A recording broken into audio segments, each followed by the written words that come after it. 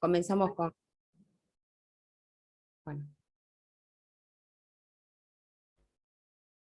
Bueno, si les parece, vamos a dar inicio entonces, empezando a presentar al doctor Federico Luna, que es veterinario, es director de productos veterinarios de SENASA y además es punto focal de productos veterinarios para la Argentina ante la OIE. Bueno, hoy, Federico, bueno, te agradecemos mucho por estar compartiendo este espacio con nosotros y bueno, cuando quieras podés dar inicio a tu presentación. Bueno, muchas gracias. Buenas noches a todos. Muchas gracias a Analía y equipo del Consejo por la invitación.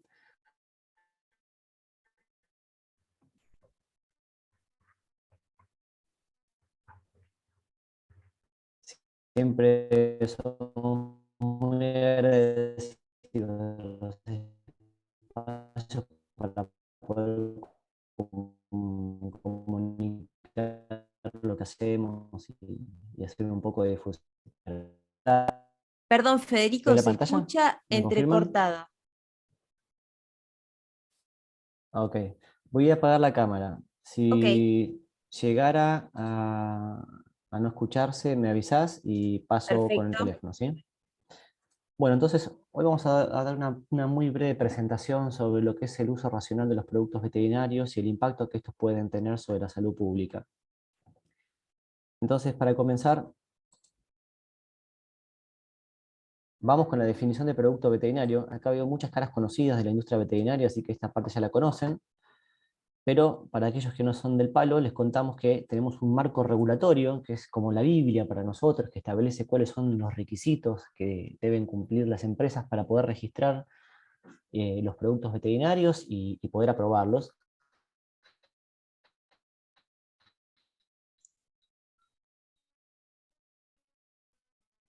Y lo importante de todo es el comienzo, que es la definición. Es una definición muy amplia, voy a leer. Es cualitativamente suministrado o mezclado con los alimentos con destino a la prevención, diagnóstico, curación o tratamiento de las enfermedades, obviamente los animales, incluyendo los aditivos, suplementos no alimenticios, promotores, mejoradores de la producción animal, antisépticos, desinfectantes de uso ambiental o en equipamiento, y pesticidas, más conocidos como ectoparasiticidas, y todo otro producto que utilizado en los animales y su hábitat proteja, restaure o modifique sus funciones orgánicas y fisiológicas. Y aparte incluye a los productos destinados al embellecimiento, es decir, los cosméticos. Fíjense qué definición amplia, muy abarcativa. Entonces, cualquier producto que se enmarque dentro de esta definición debe ser considerado producto veterinario y por ende debe registrarse ante SENASA, para lo cual previamente es evaluado, sometido a evaluación. Entonces, ¿cuál es la importancia de los productos veterinarios? Bueno, primero el bienestar animal. En la sanidad vimos que, resumiéndolo en pocas palabras, son aquellos productos destinados al diagnóstico, curación y tratamiento de los animales y la prevención.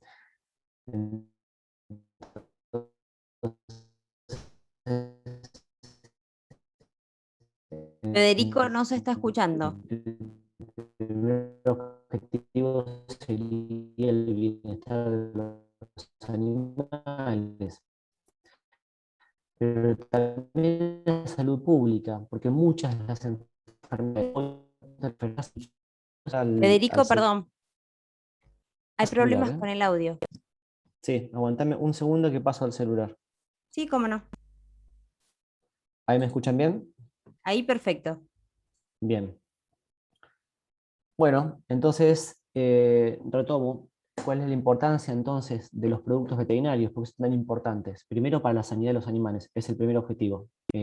Vimos que los productos son productos destinados al tratamiento, prevención y diagnóstico, con lo cual el objetivo principal es el bienestar de los animales. Pero también sobre la salud pública, la salud humana, porque podemos decir que hoy el 60% de las enfermedades infecciosas emergentes de los humanos provienen de los animales, y sin ir más lejos, hoy estamos viendo una pandemia donde creemos que el coronavirus que nos está afectando a todos probablemente haya tenido un origen animal. Y vamos a ver más adelante que muchos de los principios activos que utilizamos para el tratamiento de enfermedades en animales son los mismos que utilizamos en humanos, y eso tiene una implicancia directa sobre la salud pública. Y también sobre el medio ambiente, porque cuando hablamos de producción, o por ejemplo, antiparasitarios externos en el norte de Argentina, baños para garrapatas bovinas, son productos que pueden, que correctamente utilizados, son seguros y amigables con el medio ambiente, pero si no lo hacemos adecuadamente pueden tener un impacto sobre el medio ambiente. Incluso si tomamos muestras en algunas granjas, en el ambiente inmediato de las granjas, podemos llegar a encontrar residuos de medicamentos. Y estos, por estar en el ambiente, no son inocuos porque siguen teniendo efectos sobre, en el caso de un antiparasitario o un antimicrobiano, puede seguir teniendo efectos sobre las bacterias que están en el medio ambiente y esto tener consecuencia directa sobre la salud pública. Entonces, cuando hablamos de registro de productos veterinarios, nos basamos en tres pilares fundamentales. Primero, la calidad. La calidad, cuando evaluamos una solicitud de registro de un medicamento, se evalúan los controles de calidad que hace la empresa antes, durante y después. Es decir, a las materias primas antes de iniciar el proceso de elaboración de un producto veterinario, los controles de calidad que se hacen durante el proceso de elaboración y los controles de calidad que se hacen para poder liberar estos productos al mercado. Sepa que todos los productos que pueden estar en las estanterías de una veterinaria o una distribuidora, los laboratorios, previo a su lanzamiento al mercado, deben cumplir con controles de calidad que garanticen que están cumpliendo con los parámetros establecidos para que ese producto pueda salir al mercado.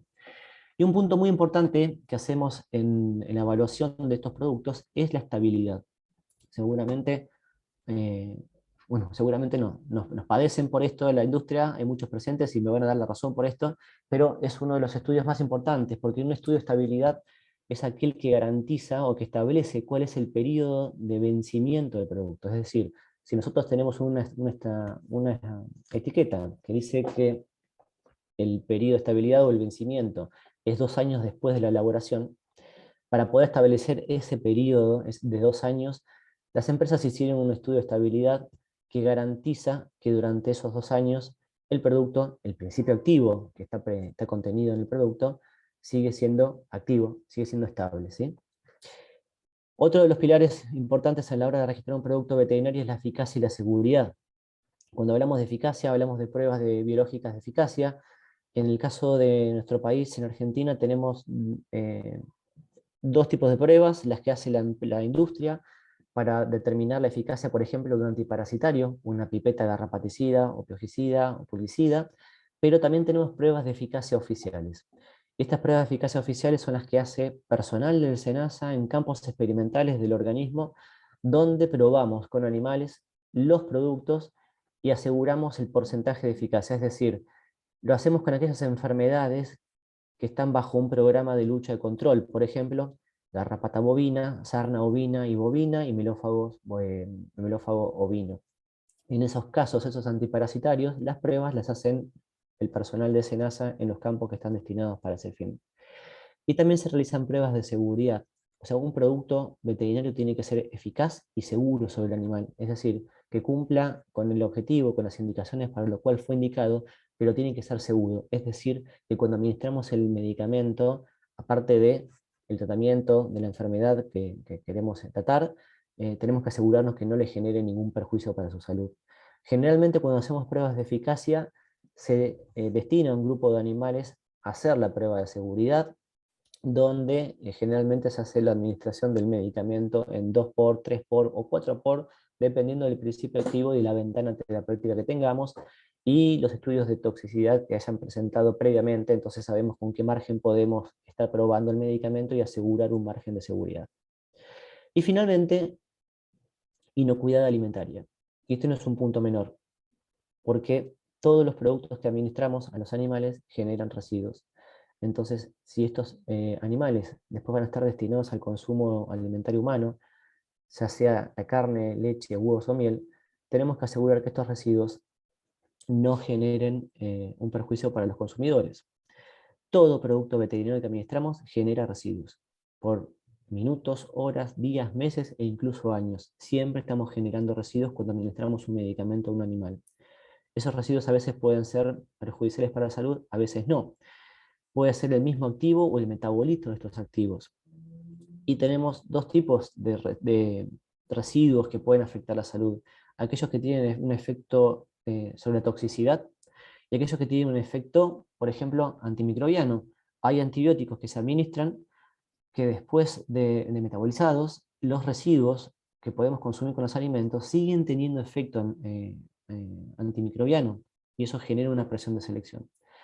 Entonces es muy importante los estudios que se hacen, los estudios que hace la industria, para poder determinar el periodo de retiro, y ahora lo vamos a ver un poquito más en detalle.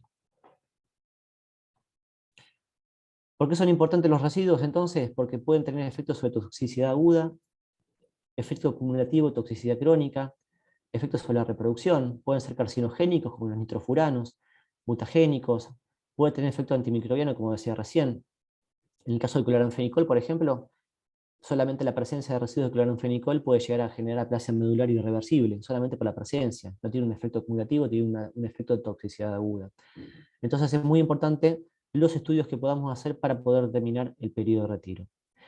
Si vemos una curva de una administración de un fármaco, que en este caso sería una administración de un fármaco por vía oral, vemos como el medicamento va aumentando la concentración a medida que transcurre el tiempo hasta que llega a una concentración máxima, y después, dependiendo del mecanismo de eliminación, el fármaco empieza a descender hasta que llega a niveles indetectables. Pero conociendo la cinética del producto, cómo se comporta, cómo se distribuye en todos los compartimentos del animal, hay algo muy importante que manejamos, un término muy para nosotros como diario, es el límite máximo de residuos. Y que podemos resumirlo en estas pocas palabras. Esta no es la definición más acertada, pero para que se entienda mejor, podemos definirla como la concentración máxima de una sustancia que podemos consumir todos los días de nuestra vida sin que genere un perjuicio para nuestra salud. Esta no sería la definición más acertada, porque esta sería la definición de ingesta diaria admisible, y después al límite máximo de residuos se lo corrige con un factor de corrección y se lo hace aún más pequeño. Entonces, estos son los límites que podemos tolerar en los alimentos sin que generen un perjuicio.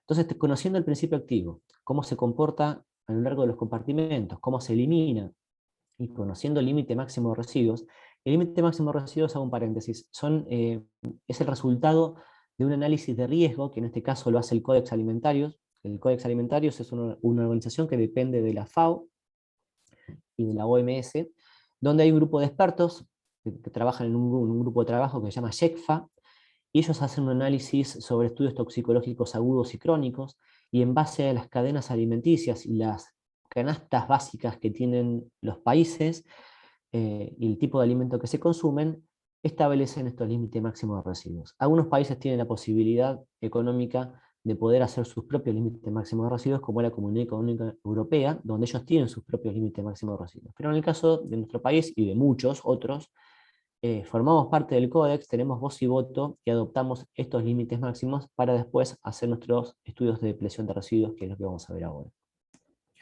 Entonces, conociendo cómo se comporta el fármaco una vez que es administrado, conocemos la cinética. El fármaco es administrado a los animales, dependiendo de qué producto vayamos a analizar, pero bueno, vamos por lo más feo, que es la carne. Se administra el fármaco a los animales, y en la medida que van subiendo la concentración del activo, se van tomando muestras de tejido. En este caso, cuando hablamos de carne, necesitamos sacrificar a los animales, y se van tomando muestras de tejido a lo largo del tiempo, y vamos midiendo la concentración del principio activo, hasta que vemos que el límite máximo, perdón, que la concentración del activo llegó por debajo del límite máximo de residuos. Entonces ahí establecemos el tiempo de retiro, que lo podemos definir como el tiempo que debemos esperar desde el momento que administramos el medicamento a un animal para consumir sus tejidos o sus productos, llámese leche, huevos o miel. Y eso es muy importante, porque este es el punto fundamental cuando hablamos de uso racional de productos veterinarios que se administran en animales destinados a consumo alimentario. ¿Qué es lo que vemos como malas prácticas? Aplicaciones diferentes a las aprobadas, es decir, uso por fuera de las indicaciones de la etiqueta, combinaciones inadecuadas de principios activos en el mismo paciente, uso sin diagnóstico previo. Esto es una práctica muy habitual, sobre todo cuando se utilizan antimicrobianos. Obviamente que el criterio profesional es muy importante, y conociendo la epidemiología de una población podemos inferir cuál es el antimicrobiano que podemos administrar, pero siempre que tengamos la herramienta a mano es muy importante para hacer un diagnóstico para poder elegir el mejor antimicrobiano. Subdosificación. Queda claro que los medicamentos en general son administrados por el usuario, por el propietario de la mascota, por el tenedor de los animales, por el granjero, salvo aquellos, bueno, en el caso de pequeños animales, las administraciones inyectables las hacen los profesionales, pero en producción intensiva no es así. El profesional es el que diagnostica, es el que indica, y es muy importante las indicaciones que vaya a dar el profesional para que después la administración sea la mejor y evitemos, por ejemplo, la subdosificación. Y obviamente los tiempos de administración a veces no son los adecuados, no se respetan los tiempos entre dosificación, no se respeta el periodo de retiro. Y todo esto puede llegar a generar en el corto plazo, en forma inmediata, presión de selección, y vamos a detenernos un poquito en esto, que es la resistencia a los antimicrobianos. Muchos de los residuos que podemos dejar cuando administramos medicamentos pueden seguir teniendo efecto antimicrobiano, es decir, si nosotros comemos carne con residuos de un antimicrobiano, leche o huevos, esos residuos en nuestro lumen intestinal van a tener efecto antimicrobiano, vamos a estar subdosificando, generamos una presión de selección y la posible aparición de bacterias resistentes. Pero cuando administramos antimicrobianos, siempre, correctamente utilizados o no, siempre generamos presión de selección. Entonces siempre estamos generando la posibilidad, estamos dando la posibilidad de aquellas bacterias naturalmente resistentes a que se multipliquen y que de esta forma los determinantes de resistencia o genes de resistencia se propaguen. Pero peor es cuando subdosificamos, porque le damos más posibilidad todavía, o cuando utilizamos antimicrobianos en forma innecesaria, cuando no es necesario o cuando no diagnosticamos correctamente y generamos siempre presión de selección. Y esta presión de selección la podemos ver acá. Estos son los porcentajes de resistencia, no vamos a detenernos a mirar por especie y por antimicrobiano. Si algún día quieren podemos hacer una charla particular de esto, pero esto es lo que vimos en el 2017 cuando empezamos a trabajar con nuestro programa de vigilancia de la resistencia a los antimicrobianos. Y fíjense los pollos y los cerdos, que son las dos producciones más intensificadas en nuestro país, y que hoy en día prácticamente creo que debemos estar consumiendo más proteína de ave y de cerdo que de vaca, por las razones económicas, pero fíjense cómo los porcentajes de resistencia están directamente ligados al grado de tecnificación o de intensificación que tiene la producción. Porque los animales están sometidos más a presión, más estresados, hay más animales por metro cuadrado, entonces muchas veces el bienestar animal no está garantizado, el estrés aumenta, por ende la posibilidad de aparición de enfermedad bacteriana y deben utilizarse antimicrobianos. Y como dijimos recién, toda vez que utilizamos antimicrobianos generamos presión de selección. Fíjense en el caso de los rumiantes, qué poca es la resistencia que hay. Bueno, obedece a dos cosas. Por un lado, el tipo de metabolismo que tiene el animal, no olvidemos que es un rumiante y que en rumiantes adultos los antimicrobianos es mejor administrarlos por vía inyectable porque si no matamos la flora ruminal, con eso al animal. Y por otro lado, porque gran parte de la producción bovina es en forma extensiva y después probablemente los últimos 3-4 meses puedan llegar a ser encerrados en un corral para llegar al peso final. Pero esas combinaciones hacen que la presión de selección en los rumiantes sea sustancialmente menor.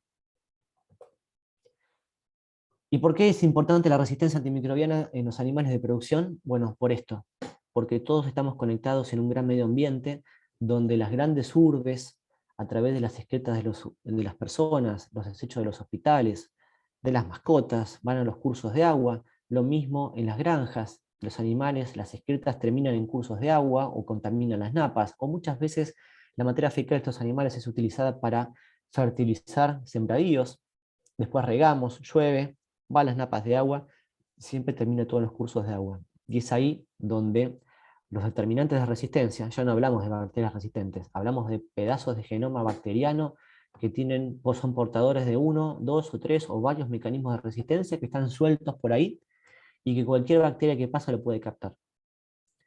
No necesariamente tiene que ser patógeno, pero si la bacteria está por ahí, la capta y después lo puede transferir a otra bacteria, no necesariamente del mismo género bacteriano, y de esta forma tenemos un pasaje bidireccional de los mecanismos de resistencia entre animales y los humanos. Por eso que es muy importante lo que hacemos nosotros como profesionales en el lado de producción y también en el mundo de los pequeños animales, en los pets, porque los antimicrobianos que utilizamos en animales de compañía, en mascotas, no son los mismos que utilizamos en producción, son mucho más parecidos a los que usamos, los que usan los médicos en humanos. El año que viene vamos a hacer un estudio en pequeños animales, en mascotas, para ver cuáles son los perfiles de resistencia que estamos viendo, que queremos conocer de mascotas, y probablemente nos encontramos con un panorama muy parecido a los perfiles de resistencia que podemos llegar a tener nosotros en nuestros intestinos. Entonces, dicho todo esto, es muy importante el uso racional para evitar esto, para disminuir la velocidad de aparición de la resistencia. La resistencia no vamos a erradicarla, pero sí podemos frenarla y que nos dé tiempo para prepararnos y cuidarnos y evitar infecciones. Por eso es muy importante el diagnóstico, para poder determinar cuál es el mejor antimicrobiano que debemos administrar, cuál es el mejor antiparasitario que debemos administrar, respetar los tiempos de administración. En el caso de que podamos y tengamos la posibilidad, las herramientas al alcance de la mano, un antibiograma es fundamental. Respetemos las dosis y, por sobre todas las cosas, y por una cuestión de inocuidad, el periodo de retiro del medicamento. Entonces, si hablamos de uso racional y seguimos con el uso de los antimicrobianos, en veterinaria tenemos 4 formas de utilizar los antimicrobianos. El más conocido, terapéutico, y que es el que se administra más comúnmente en animales de compañía, mascotas. Pero cuando hablamos de producciones intensivas, ya hablamos de tratamiento metafiláctico, que es cuando tenemos una población animal, un grupo de animales enferma, y para evitar la propagación de la enfermedad, tratamos a dosis terapéutica a los animales enfermos y a aquellos que conviven con estos animales para evitar que enfermen. Podemos hacer un uso preventivo, que podría ser aceptado o no, pero es el uso del antimicrobiano a dosis terapéutica, o no, pero debería ser terapéutica, cuando conocemos determinadas situaciones donde sabemos que puede haber una aparición de enfermedad. Por ejemplo, hay granjas productoras de cerdos que tienen bacterias endémicas ya en la granja y ante determinadas circunstancias saben que van a tener un brote, entonces administran un antimicrobiano, o cuando se hace un traslado de animales de un campo a otro, como se llama, con un viaje muy largo, entonces esto puede llegar a generar estrés, aparición de enfermedad, se utilizan en forma preventiva. Y finalmente tenemos el uso como promotores de crecimiento, que es el uso de los antimicrobianos a dosis subterapéuticas y con el fin de ganancia de peso. Se administra mucho en aves y porcinos, aunque también en bovinos, pero aves y porcinos principalmente. Y el único objetivo es generar mayor ganancia de peso en los animales. No hay una teoría acertada de cuál sería el efecto por el cual los antimicrobianos o los antibióticos administrados a dosis subterapéutica pueden llegar a generar ganancia de peso en los animales. La más aceptada sería que, bueno, estamos generando la posibilidad de no aparición de bacterias indeseables en el número intestinal, entonces de esta manera favorecemos a otras bacterias, pero en definitiva no hacemos otra cosa que generar presión de selección y de esta manera generamos la proliferación de mecanismos de resistencia que después pueden terminar en nosotros. Y para esto es muy importante hablar de la integración público-privada, porque cuando hablamos de resistencia antimicrobiana es mucha la gente que puede colaborar, desde el sector productivo, pasando por la industria veterinaria, los profesionales veterinarios, el Estado Nacional, las entidades colegiadas, los elaboradores de alimentos, todos tenemos algo que aportar para la resistencia antimicrobiana. Y es por eso que tenemos un proyecto para generar esta alianza público-privada, que podría llamarse programar, todavía no lo tenemos definido, pero que involucra a cada uno de los eslabones de la cadena pecuaria y que tiene por misión preservar la eficacia de los antimicrobianos como herramienta terapéutica necesaria para proteger la salud de los seres humanos y la sanidad de los animales. El objetivo fundamental de esto es obviamente nuestros consumidores, pero sepan que en no mucho tiempo resistencia antimicrobiana probablemente sea un requisito de los tantos que tenemos que cumplir como un país agroexportador para poder exportar alimentos a otros destinos. Bueno, muchísimas gracias. Voy a prender la cámara y dejo de compartir. Bueno, ahí estamos. Muchas gracias a vos, Federico. Bueno, si alguno de los colegas quiere hacer alguna pregunta, si quieren la pueden mandar por el chat, o bueno, como somos pocos hoy, tal vez podemos levantar la mano y vamos haciendo en forma ordenada las preguntas, como les parezca.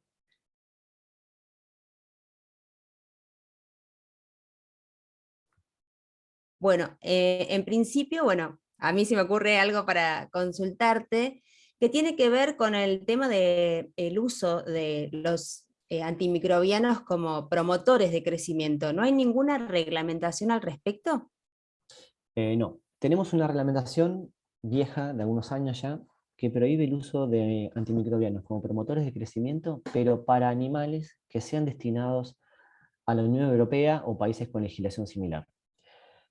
La primera previsión que hicimos en Argentina de un antimicrobiano fue en el año 2019, en julio del 19, de la colistina, se habrán enterado, que se utilizaba bastante como promotor de crecimiento, sobre todo en aves y cerdos, porque vimos en los muestreos que estábamos haciendo en el programa de vigilancia que teníamos niveles significativos de resistencia a la colistina, y en la colistina para el sistema de salud público argentino es una de las balas de plata en los, en los nosocomios públicos cuando ingresan pacientes con infecciones multiresistentes. Entonces es una de las últimas herramientas con las que se cuentan para poder tratar a estas personas, por eso se decidió la prohibición. Después de un análisis con todo el sector productivo y viendo las alternativas que se podían utilizar cuando si sacábamos la colistina. Y bueno, por suerte hemos tenido buenos resultados. Vimos que no pasó nada, o sea, es decir, que no murieron animales, no se produjo menos carne, y fue una decisión acertada porque es una de las pocas herramientas que nos quedan en los hospitales. Pero a futuro, y no nos queda demasiado tiempo para tomar la decisión, tenemos que prohibir los promotores de crecimiento. Pasa que la previsión tiene que ser en forma paulatina y dar el tiempo suficiente al sector productivo para que pueda acomodarse, para que pueda adecuarse, para que pueda implementar medidas de bioseguridad, bienestar animal, medidas preventivas, vacunación, todas aquellas medidas tendientes a disminuir el uso de antimicrobianos porque disminuimos la posibilidad de aparición de enfermedad. Entonces, desde el 2015 de la fecha, que es cuando comenzamos a trabajar con el programa, se hizo especial hincapié en la difusión, en mostrar lo que está pasando y lo que vamos a hacer, contar lo que vamos a hacer y tratar de participar lo más que se pueda a todos los sectores, a todos los eslabones de la producción, para que cuando tomemos una determinación, sea una determinación debidamente consensuada y que después sea aplicada. Tal cual. Bueno, después tengo algunas preguntas que me llegaron de algunos colegas que generalmente consultan al consejo profesional, como por ejemplo, ¿de qué se trata la reglamentación de la venta de zooterápicos por internet? Bueno, eso es una de las cosas con las que innovamos en el año 2019 cuando actualizamos nuestro marco regulatorio. Cuando empezamos a hablar de la definición de producto veterinario, bueno, desde el año 67 se registran productos en Argentina. Y bueno, con el tiempo se va actualizando el marco, se va aumentando el estándar. Y una de las cosas con las cuales innovamos, y digo innovamos porque este marco regulatorio lo trabajamos en conjunto con la industria, fue contemplar la venta por medios electrónicos de los productos veterinarios. ¿Estás ahí? Sí. Eh, Sí, Mercado Libre, por ejemplo, era una farmacia, y todos los marketplaces que estaban dando vueltas, farmacias, lo que quieras, farmacia, productos veterinarios estamos hablando.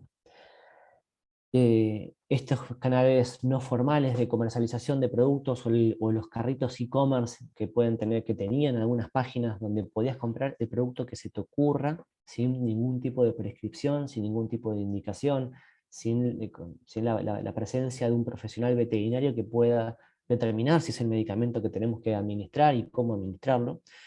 Bueno, una vez entonces, sabiendo esta problemática, nos reunimos con nuestros colegas de la ANMAT. Ellos tienen un departamento de fiscalización digital donde hacen monitoreo en medios digitales, en plataformas como Mercado Libre y demás. Y bueno, intentamos replicar lo propio.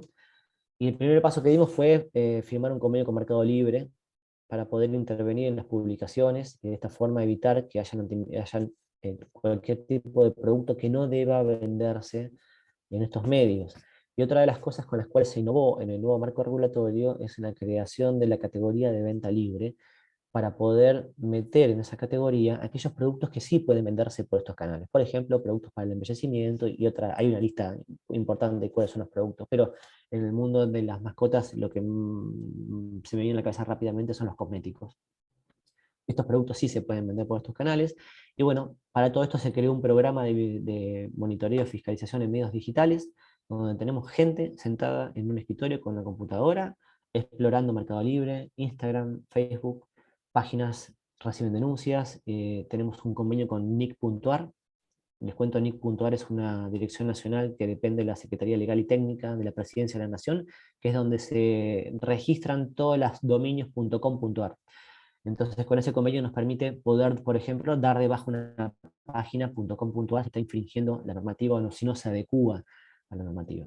De lo que va del año y medio que está funcionando este programa, ya se dieron de baja 70.000 publicaciones, de las cuales me animo a decir que 50.000 eran solamente de productos veterinarios. Así que esto ayuda a formalizar el canal, ayuda a realzar y reafirmar la importancia que tiene la profesión veterinaria en la atención del animal, en el diagnóstico y la prescripción, ¿sí? Y evitemos estos canales que puenteen al veterinario y que, bueno, no sabemos en qué condiciones llega el medicamento y cómo se administra. Y Federico, ¿cómo sería ese circuito? Si uno detecta algún producto, ¿hay un espacio para hacer esa denuncia y cómo seguiría? Hay un espacio, tenemos en la página de SENASA, hay un sector donde se puede hacer denuncias en forma anónima o no. Yo siempre digo que lo mejor es dar todos los datos para poder tener contacto si necesitamos más información, donde se tienen que proveer en esa página el link donde encontraron ese producto infringiendo la normativa y aportar todos los datos que puedan aportar, nosotros nos van a servir para poder tomar las mejores medidas. Por ejemplo, hoy hago una aclaración. En el caso de Mercado Libre, el convenio que tenemos con la empresa nos permite tener acceso a los datos de la persona que está publicando, ¿sí? Podemos, si tiene un local a la calle, podemos acceder a esos datos para poder hacer una inspección. Pero en el caso de Facebook e Instagram, el convenio que tenemos con ellos solamente nos permite dar de baja la publicación.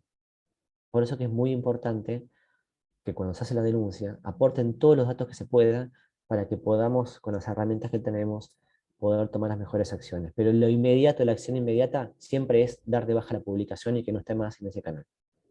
Excelente. Bueno, acá tenemos dos consultas. El doctor Baldini, creo que fue el primero que levantó la mano, así que le cedemos la palabra. Buenas noches, Buenas noches. gracias.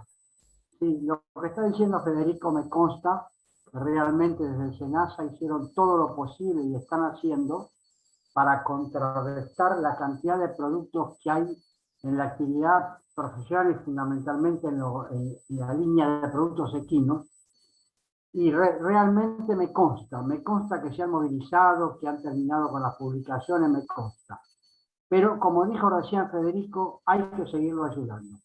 Y yo creo que desde las cámaras, tenemos que hacer algo más.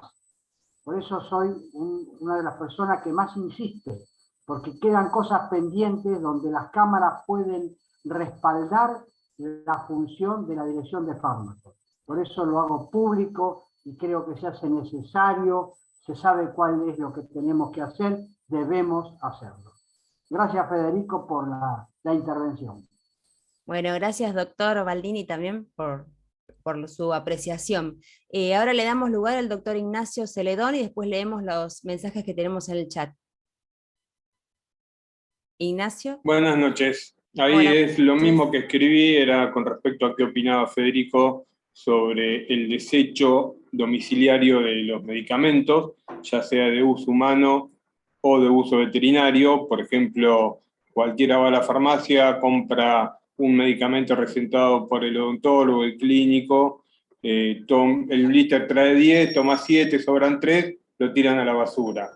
En particular el antibiótico, que tal vez eso también puede generar una resistencia antimicrobiana en el medio ambiente, y con respecto a eso, tal vez debería existir alguna forma de poder darle una eliminación adecuada, ya sea en farmacias, consultorios, centros de salud, veterinarias, etc.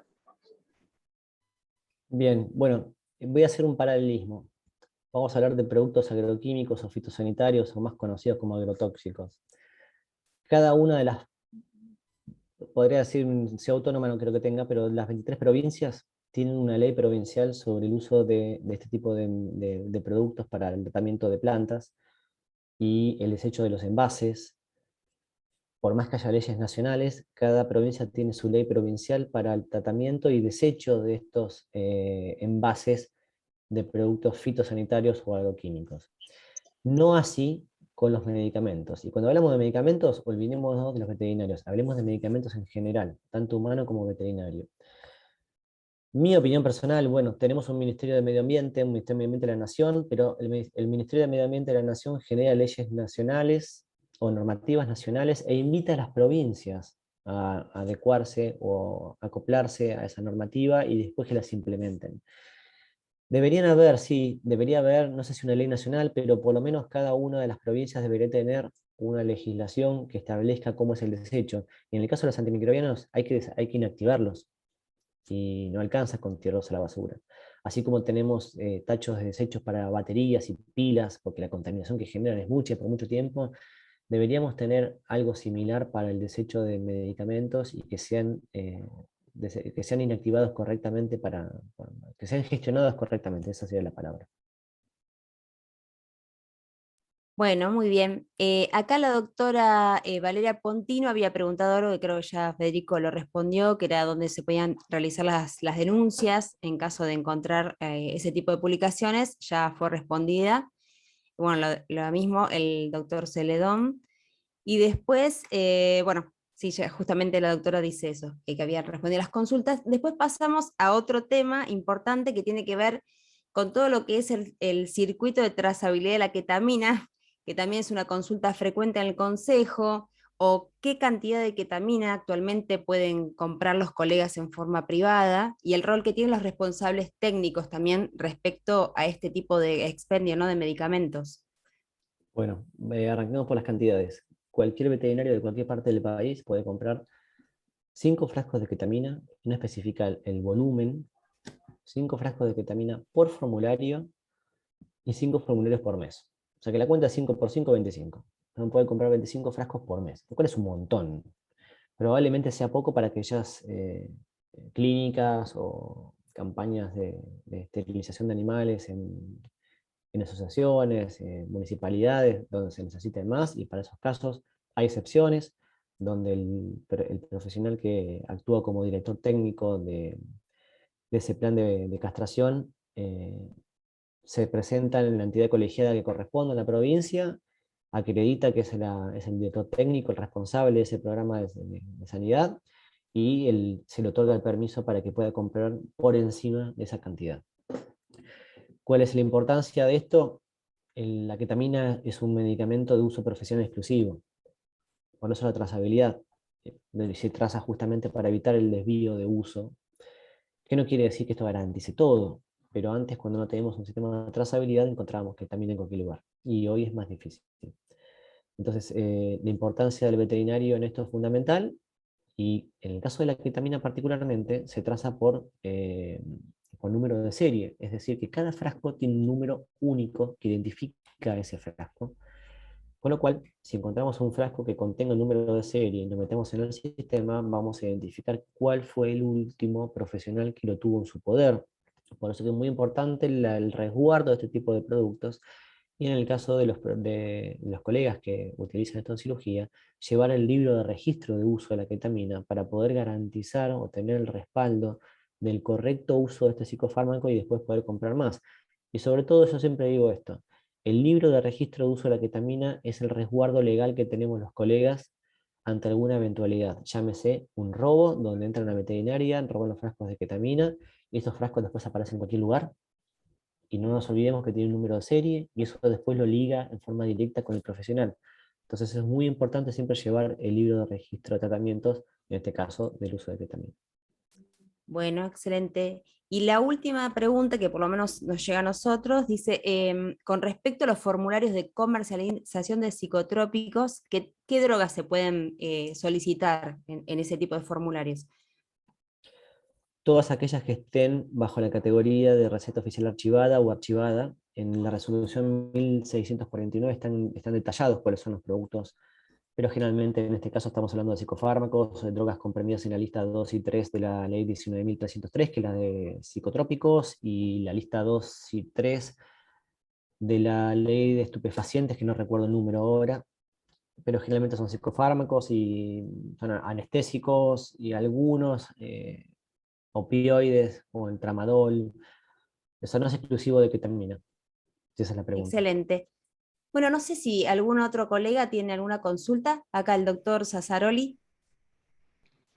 Sí, bueno, primero agradecer de parte del Consejo esta interesante conferencia.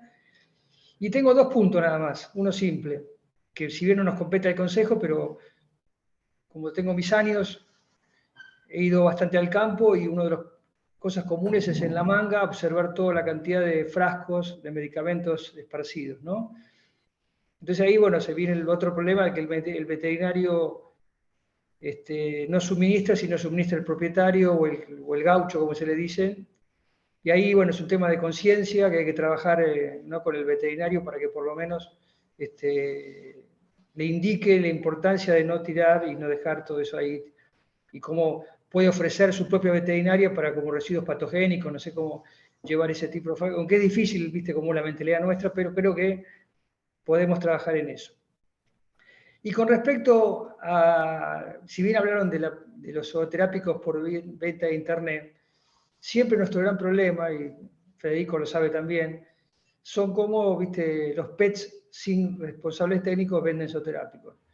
En su momento, hace mucho tiempo, cuando Pharmacity quería ingresar en el comercio de medicamentos veterinarios, hicimos un convenio con las distribuidoras de la capital para apoyar que no entre Pharmacity, y el compromiso era que no le vendieran las distribuidoras a comercios que no tengan a establecimientos que no tengan un responsable técnico.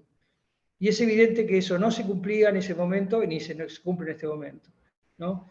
¿Cómo podemos hacer de alguna manera para que entren en razón y viste, tratar de modificar esto, ¿no? Que las distribuidoras vendan exclusivamente establecimientos donde hay un responsable técnico?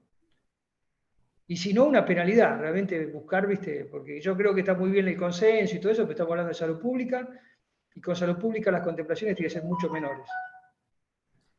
Bien. Lo dejo como inquietud, no digo como una cosa, digo como No, una se problemática. entiende perfectamente. Perdón, El doctor Chaul se- creo que quiere dar también su Mm. opinión después. adelante. Bueno, ¿cómo les va? Buenas noches. Buenas noches. Yo pertenezco a Clamevet y a la industria. Yo creo que hoy los distribuidores venden en establecimientos con director técnico. Serán muy pocos los que no, porque realmente hay todo un sistema de trazabilidad. Estamos obligados en los remitos poner lote, vencimiento. O sea, yo creo, doctor, que debe haber pocos distribuidores que vendan fuera del canal y pocos laboratorios que también se presten a vender. O sea, mejoró mucho en los últimos años. No sé, Federico, si estás de acuerdo, pero hoy las ferreterías podrás encontrar algún Ectol que también está mal, por supuesto, ¿no? Y yo creo que la verdad, esto lo debería inspeccionar en los colegios y consejos. El tema es que, claro, es muy grande nuestro país y son muchos comercios, pero yo creo que de parte de la industria y los distribuidores se mejoró muchísimo de no vender fuera del canal. Opiniones, nada más. El país es grande, es vasto, el espectro de acción que tenemos es bastante limitado, pero yo creo que es muy importante acá, se pueden tomar acciones, sí, se puede denunciar, pero tenemos que engancharlos cuando en la transacción, si no hay forma, hay que hacer una trazabilidad de cómo pudo adquirir ese producto para poder llegar a la distribuidora. Se pueden aplicar sanciones ejemplificadoras, se pueden aplicar, se necesitan denunciantes, eso es muy importante, pero creo que más importante es el rol que jugamos los veterinarios, porque estas distribuidoras tienen un veterinario como director técnico, y muchas veces el director técnico brilla por su ausencia. Pero aparte son Entiendo, responsables legales, o sea, son tienen una responsables legales ante la responsabilidad autoridad legal. sanitaria, exacto. Claro, claro. Doctor Sassaroli, ¿quería decir algo? No, sí, no, nosotros nos referimos exclusivamente en la capital federal, que es los que manejamos nosotros, y lo vemos por la gran cantidad. Si después, si Analía le quiere decir, le podemos suministrar al doctor la cantidad de denuncias, porque tenemos un auditor que recorre toda la ciudad y, viste, ve muchos pet shop que venden, viste, esoterápicos, viste. Por suerte ahora estamos con Senasa, llegando a un acuerdo de una planilla nueva de auditoría para que la parte legal de SENASA pueda intervenir, porque nosotros en los últimos años eran más creo que el último... No se escucha bien. Tal vez apagando la cifra de 2 cámara. años fueron 176 auditorías importantes, por eso nosotros... No digo que eran cifras importantes las que estábamos recibiendo nosotros, por eso varias veces hablamos con Federico de buscar una solución. Después, si quieren, le podemos mandar más o menos la cantidad de denuncias que tenemos por año, si quieren, para que vean la magnitud, ¿no?, de lo que estamos hablando. Nada más. Bueno, Es para buscar soluciones, no para... Tenemos que buscar soluciones. El doctor el tema Abba, es ese y... Perdón, y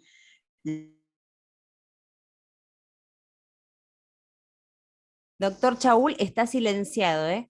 No se escucha. perdón. Ahí está, ahora sí. No, disculpe, me embalé. No, decía que ese es un problema y también los productos no aprobados que se comercializan, productos de humana, de licitaciones que no pasan calidad humana y vienen a nuestro mercado. La verdad que es muy complejo y bueno, es difícil, pero ojalá que algún día podamos emprolijar todo por el bien de todos, ¿no? Tal cual. Bueno, le damos la palabra al doctor Abba. ¿Qué tal? Buenas noches. Buenas noches. No, justamente con un comentario con respecto a lo que se hablaba recién. Justo esta semana, el lunes, tuvimos una reunión con la Cámara de Distribuidores y coincidentemente con lo que comentaba el doctor, ven esto como una de las problemáticas más graves que está manteniendo la Cámara en su logística diaria. Cómo los productos llegan ellos le denominan fuera de la cadena y básicamente acompañados por el alimento. Esto fue motivo de una reunión que tuvimos en Caprove con la Cámara. Por lo tanto, ellos nos propusieron trabajar en conjunto sobre este tema. Y creo que es un buen ámbito para comentarlo porque ellos lo ven como una preocupación, si el Consejo lo ve como preocupación, nosotros también, por supuesto, y si Federico nos acompaña, creo que hay un ámbito de trabajo que vamos a tener eco en hacerlo. Bueno, coincido con el doctor. Estamos para eso, para articular y para mejorar todas estas cuestiones, y ojalá que podamos hacerlo, ¿no? No sé si Federico querías agregar algo más. Solo que cuando hablamos de este tipo de canales informales, venta ilegal de productos no registrados o productos de especialidad de medicinales humanas en el canal que no corresponde, es muy importante la interacción entre todas las partes y la denuncia, es fundamental. Y cuando se hace la denuncia, dar datos fehacientes, porque esa es lo que nos permite a nosotros poder accionar de la mejor manera. Bueno, muy bien. ¿Alguno o alguna quiere hacer alguna otra consulta?